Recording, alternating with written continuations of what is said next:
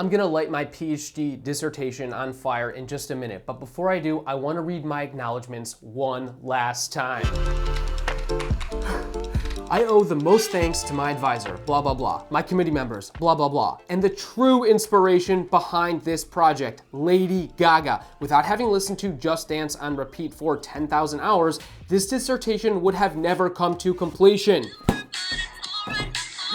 Just Dance.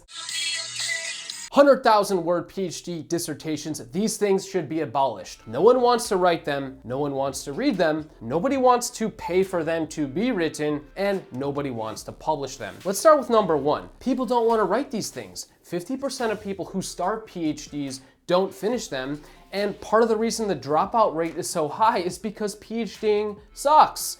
Grad students are 6 times more likely than the general public to struggle with mental health issues such as depression and anxiety. And as someone who got depressed doing a PhD, crying every day in the shower, dreaming of the highlight of my day, which was getting free leftover bagels from Zabar's on 80th and West End, I can attest personally that this phenomenon is widespread and is known in academia as the effects of underexposure to geospatiality and discursive sites of temporal interagenticity and ass licking.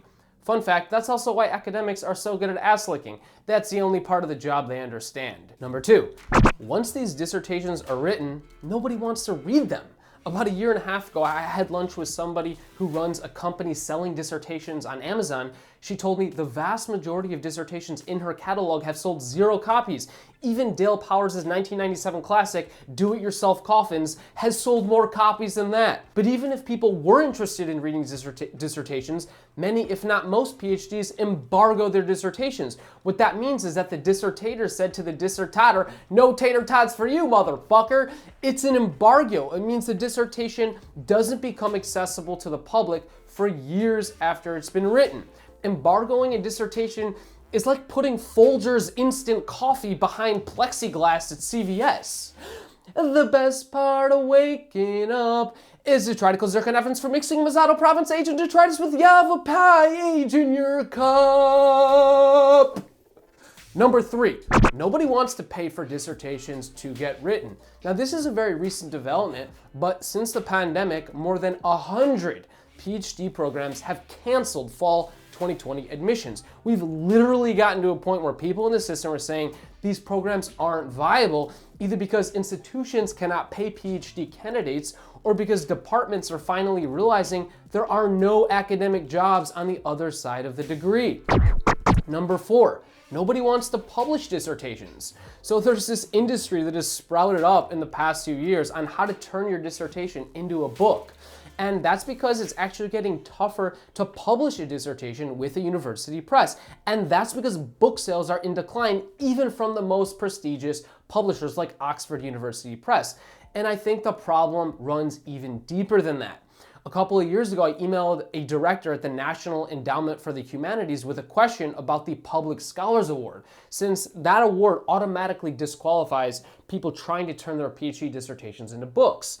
And I said, listen, I know most dissertations suck. By the way, I'm 100% on board with that. I'm even making a video about how much they suck and why they should be abolished. But one chapter of my dissertation is kind of awesome. And in response to that, the director wrote to me, quote, in my experiences, it is very rare that any portion of a dissertation would be suitable for this program. Rare needed a modifier, very. It is very rare that even a single chapter of a single dissertation doesn't suck. And if that's not reason to radically reinvent the dissertation, I don't know what is. So yeah, we need to get rid of these things. And in order to find out what they should be replaced with, you're gonna have to smash that subscribe button because that is gonna be the subject of the next video. But I'm actually not gonna light this book on fire because this isn't my dissertation. This is the Geographia of abolished, which is like a cool book written in like the 13th century. And yeah, because I don't actually have a copy of my dissertation because they wanted like $120 from me to buy my own dissertation, and see above, no one pays money for dissertations. But instead of lighting my dissertation on fire, I'm just gonna light this random paper I wrote in grad school that kind of sucks on fire. So, with no further ado, and in the tradition of reading while lighting on fire, see my previous video on lighting my Princeton diploma on fire, which is actually right there. Oh yeah! This is gonna be on the wall right next to the Princeton diploma. How many pages is this? I hope this isn't that flammable. The last one burned a lot slower than we expected. All right, without any further ado,